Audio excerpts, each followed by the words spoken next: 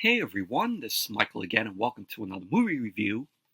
And this review is going to be on Ordinary People, which was released in 1980 and stars the late great Donald Sutherland, Mary Tyler Moore, Timothy Hutton, and Judd Hirsch. And I saw this film, it was on Thursday night because it came on Turner Classic Movies, and I watched it, and this film is a masterpiece. This is a great film with great characters, a great story, and it tackles, personal issues that, families go through. And also, what a certain, human goes through after a tragic, event that happened in the family. And the film was directed by Robert Redford and as screenplay by Alvin Sargent. Alvin Sargent, he ended up writing Paper Moon, which had Ryan and Tane O'Neill in it, which is another film that I really enjoyed, directed by Peter Bogdanovich. And he also wrote Spider-Man 2. He co-wrote Spider-Man 3 along with Sam Raimi and his brother Ivan Raimi. And he also wrote The Amazing Spider-Man. But I just recently picked the film up on Blu-ray because after I finished watching the film on Turner Classic Movies, I had to pick up the Blu-ray of this. This is part of the Paramount Presents line, where it has the slipcover, and inside it has the poster to the film, the original poster. Here's the back. Here's the Blu-ray. And then inside has inside here it has a quote from Timothy Hutton.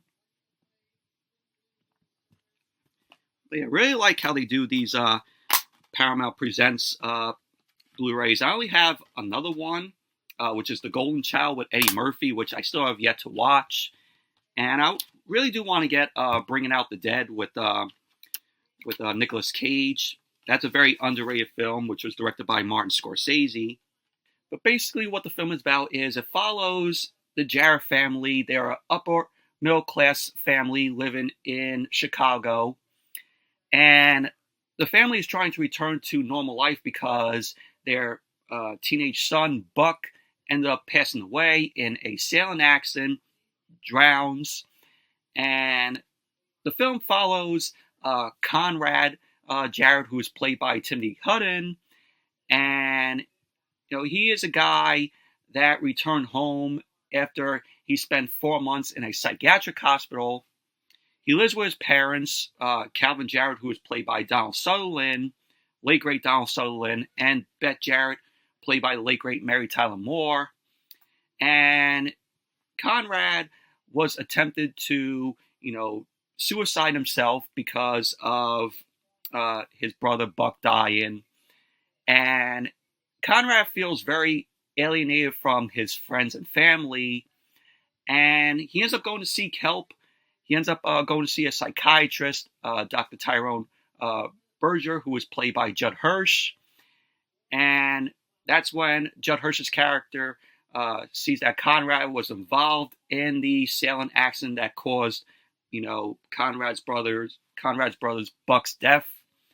And so Conrad is now dealing with PTSD, and he has to seek help to cope with his emotions.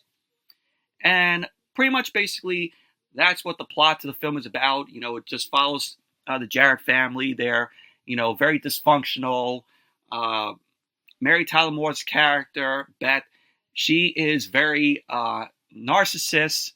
Her character comes off as a bitch because she preferred Buck than Conrad. So it plays that scenario of, the parent of who out of their kids they like the most.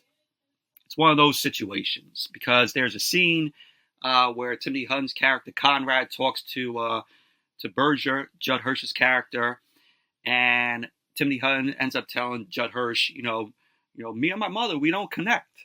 And, it kind of relates to, everyone, like you could have connections, you could connect with your mom, you could connect with your dad. It's one of those scenarios where you're more close to, your mom or your dad. So it plays in those type of scenarios there. But, it just shows, Timothy Hutton's character going to therapy, talking to Judd Hirsch's character, which, we could all connect to because, the Jared family is very dysfunctional. You could tell as the film, progresses. And that's what some dysfunctional families, go through. Like, they go to therapy, they talk with a therapist about how they feel and, how to, solve, the situation, how to make them feel better. I have gone to therapy, a couple of times, and, that's basically, what I did, explained, how I felt and the problems that are going on, with the family. So this film, had an impact on me. And Conrad is, a very likable character. We see him going through these problems and him trying to seek help and get all that stress, out of him. And, just how he felt about his brother Buck, passing away. And, it shows, him liking this girl, Karen, who was played by Dinah Manoff. I think that's how you pronounce her name. But she's been in a lot of films. Of course, she was in that show, Empty Nest. And she also played Marty in Grease. She was also in the original Child's Play, where she played Maggie Peterson. So it's good to see her in this film.